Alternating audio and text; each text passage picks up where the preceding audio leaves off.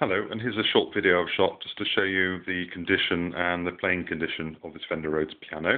It's a Fender Rhodes Mark I stage piano, and the model, I think it's got 73 is the number it's got on there. It's in pretty good condition, particularly inside the case. All the keys and everything are very good.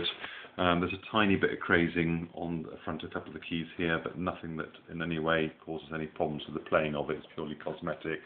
Also, I've got one note, this G here, which is a tiny bit slow to release. I haven't adjusted it. I'm sure all it needs is just a very minor adjustment. And also there's a tiny bit of a gap between two of the notes up here, which doesn't in any way, that has no effect on the playing of it at all. But it's just a slight sort of misadjustment on the notes there. We also have a very authentic cigarette burn on the end here, which from some musician around a circa 1975 balancing their fag on the end of the piano. And the lid is all pretty good. You can't see it very well in the video, but you know, the lid's in good condition, but there are very minor scratches on it because obviously it's been in use for many years. The case has a few rips on the interior of it because obviously it is like a flight case that it comes in. And I'll just show you on the box here. The worst is just on this edge down here where we've got a couple of rips. I mean, they obviously could be repaired, but I'm not going to do anything to it because some people just want things exactly in their original condition. But you can see again, I think at some point in the dim distant past that's got a bit ripped there, and somebody's put a bit of black paint on it to cover up the bit there. But in terms of the actual structure of the wood that it's built over, is already good.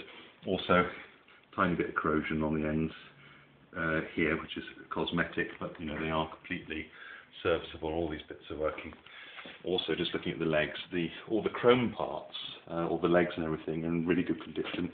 They've got a few marks and things on them, but there's absolutely no sort of great problems with pitting or anything on them. They're in pretty good nick. And there's the original pedal that came with it. And similarly, I won't show you the underneath, but it's all in pretty good condition. As I say, by far the worst bit is the bit on the top lid that comes off there. Now, if I just lift off the top lid just to show the inside a sec. The lid lifts off and you can see the mechanism inside. It's all working really well. I'll run up and down the notes now so you can hear it. There is a little bit of corrosion down this end, I noticed. I don't know whether that's, I mean, certainly it's been stored in very dry conditions for the last 10, 15 years, but I think at some point it's been somewhere a bit damper, and we've got just a little bit of corrosion on the end here, which is, it's completely solid. It's like an iron frame that it's put on. It's just on this end. You notice as you go up the other way, that it's all completely good up here. There's a tiny bit of alloy corrosion on whatever these the bars are made out of here on the tuning.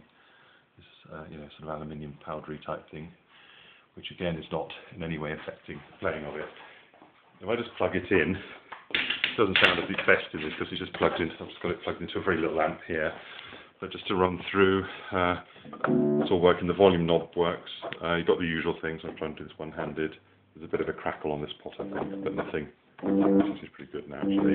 And you've got a bass boost as well, which just sort of, as it suggests, gives a bass boost. So just to run up the keys, you notice the sticky G there, which just needs a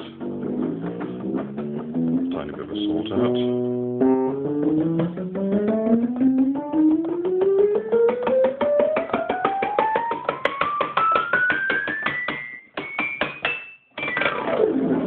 So completely 100% good playing order, which is obviously the main thing with it. They're sort of noted for a nice soft, almost bell-like sound, but you can actually adjust the height of the pickups on it to give a more distorted sound, or in fact you can get a bit more if you just really lay into it. You see that?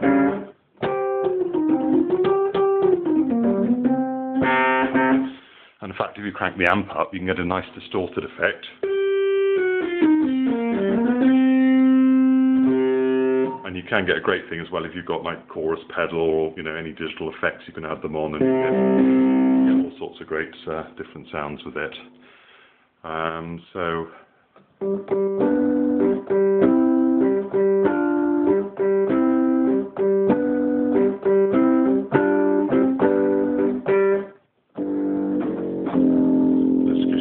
The sort of sound. I'm sort of doing this one-handed with the video here, but if I put the camera down a sec, just so you can hear it playing for a sec.